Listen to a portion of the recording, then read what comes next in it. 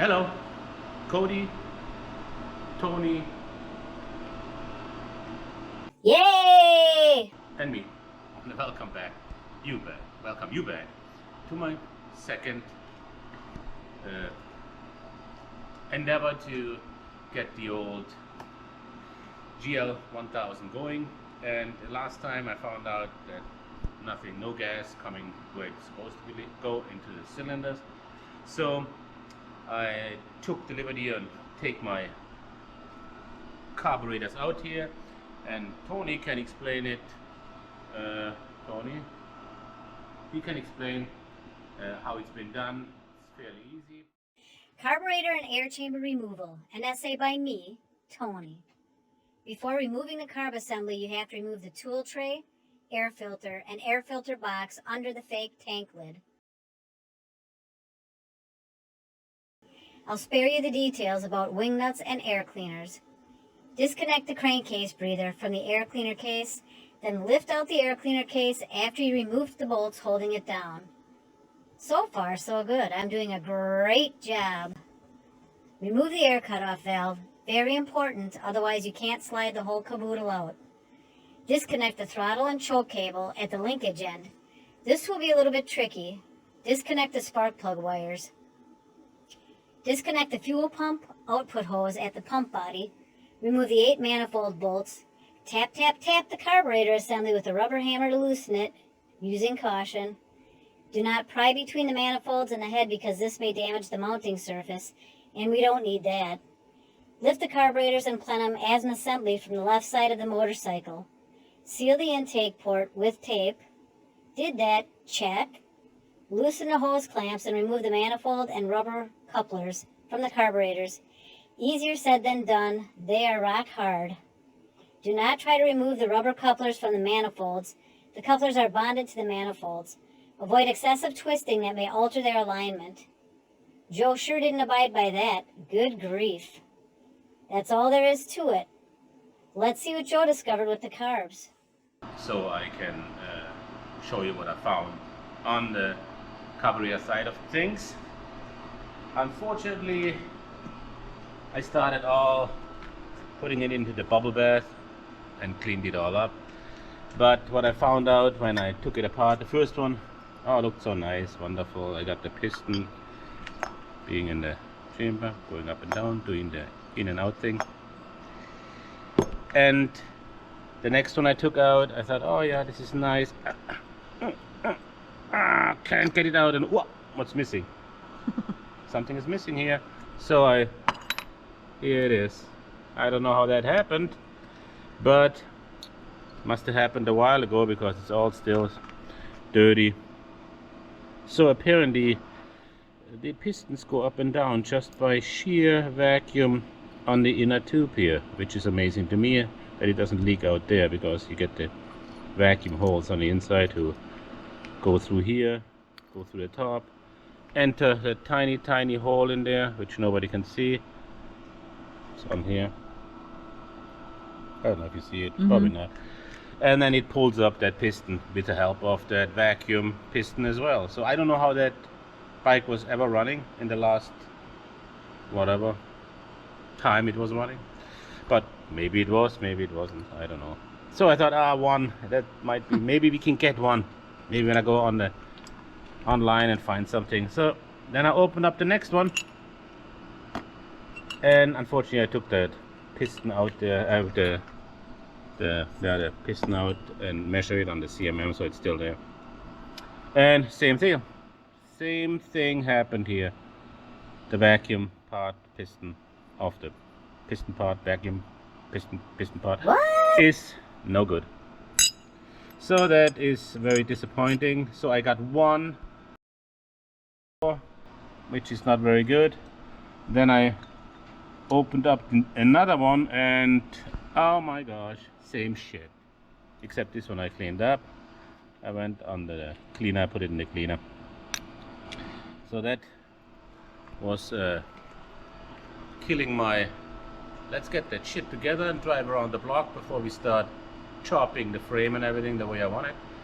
To I have to now do some research, development, and whatever I can I cannot buy them. I checked out on eBay and other areas, and you can get them in Europe, but they're 150 bucks a pop, and I'm kind of frugal and cheap, let's call it that, and I don't want to pay that.